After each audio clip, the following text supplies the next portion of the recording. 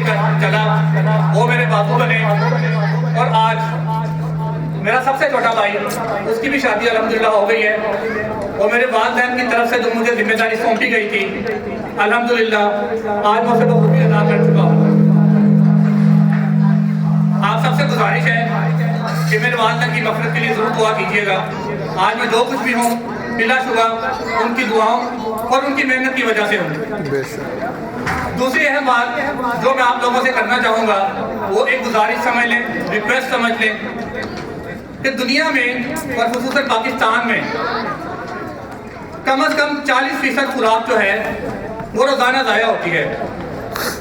यानी कि अगर 10 लोग खाना खा रहे हैं तो उसमें से दरअसल वो 6 लोगों का खाना खा के बाकी 4 लोगों का खाना ज़ाया हो जाता है। और इस खाने का ज़्यादातर हिस्सा शादी हॉलों और होटलों में होता है।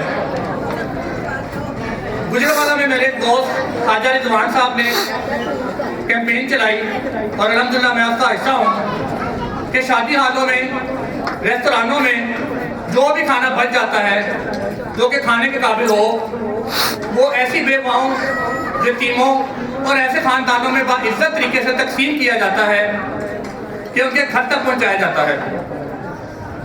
तो मेरी आपसे गुजारिश होगी कि उतना ही अपनी प्लेट में डालें कि जितना आप आसानी से खा सकते हैं।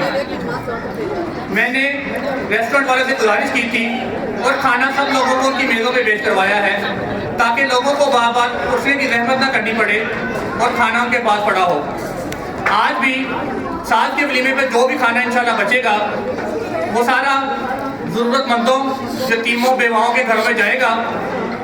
और वो लोग जो शायद 2 वक्त दाल भी नहीं खा सकते, सादा सब्जी का सालन नहीं खा सकते, वो इंशाल्लाह ताला एक अच्छा खाना खा सकेंगे और यकीनन इधर आना भाई, रब हम सबसे राज़ी होगा। तो मेरी आपसे गुजारिश है कि कोशिश करें कि खाना कम से कम ज़ाया हो ताकि ज़्यादा से ज़्यादा खाना हम गुरबा तक पहुँचा सकें। और अगर आप इस कोशिश में मेरा साथ देंगे तो यकीनन ये आपके लिए भी अजर व सवाब का बायस बनेगा। अल्लाह ताला हम सब का हामी नासिर हो। अस्सलाम वालेकुम।